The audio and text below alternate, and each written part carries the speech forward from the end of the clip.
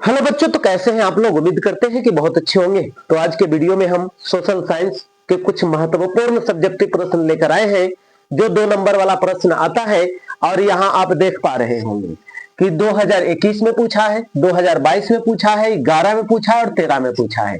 तो आप समझिए कि इस प्रकार के एग्जाम में जो आता है प्रश्न इस प्रकार के जो बार बार रिपीट हो रहे हैं, वो तो पक्का आने की चांसेज होते हैं।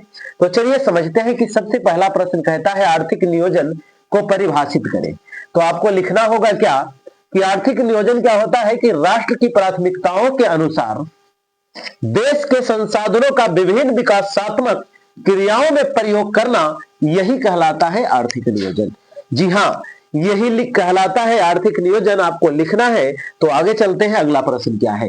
अगला प्रश्न क्या है, ध्यान से सुनिए। अगला प्रश्न है बहुराष्ट्रीय कंपनी क्या है। बहुराष्ट्रीय कंपनी क्या है आपको पता है क्या है। अब पूछा हुआ है जो देख लीजिए 2015 में, 20 में और 22 में। अब समझिए इसको उत्तर में लिखना क्या है कि वैसी कंपनी जो एक से अधिक देशों में उत्पादन पर नियंत्रण और समन्वय रखती है, बहुराष्ट्रीय कंपनी कहलाती है। जी बिल्कुल, हाँ सही समझा आपने। आगे चलते हैं। अगला प्रश्न क्या है, ध्यान से सुनिए। अगला है अर्थव्यवस्था से आप क्या समझते हैं।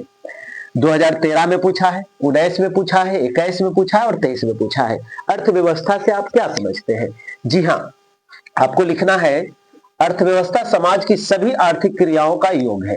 अर्थव्यवस्था यानी अर्थशास्त्री ब्राउन के अनुसार अर्थव्यवस्था आजीविका की एक प्रणाली है। ये ब्राउन अर्थशास्त्री थे, उन्होंने कहा था कि अर्थव्यवस्था जो है आजीविका की एक प्रणाली है। चलते हैं अगले प्रश्न की ओर। ध्यान से फटाफट आप लोग जरूर इस प्रकार के प्रश्न को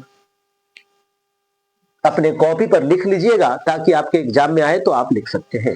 यहां लिखा है कोर बैंकिंग प्रणाली। कोर बैंकिंग प्रणाली या कोर बैंकिंग की क्या उपयोगिता है। उपयोगिता पूछा है ना, तो आप लिख सकते थे कि कोर बैंकिंग प्रणाली के निम्नलिखित उपयोगिता है। कौन कौन है, आपको इतना लिखने की आवश्यकता नहीं है। पहला लिखना है केंद्रीकृत खाता प्रबंधन। दूसरा में क्या लिखना है, आप समझिए इस प्रकार से। दूसरा में लिखना है रियल टाइम लेन देन।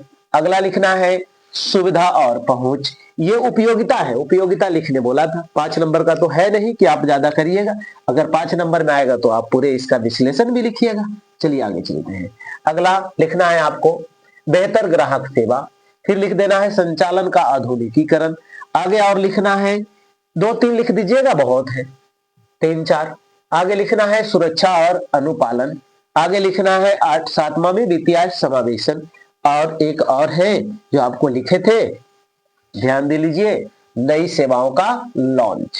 ये आप लिख सकते हैं। जी हाँ बिल्कुल। तो चलिए और भी इस प्रकार के सब्जेक्टिव प्रश्नों को देखने के लिए हमारे साथ जुड़े रहिए। और वीडियो को लाइक अभी तक नहीं किए हैं तो लाइक करिए। धन्यवाद।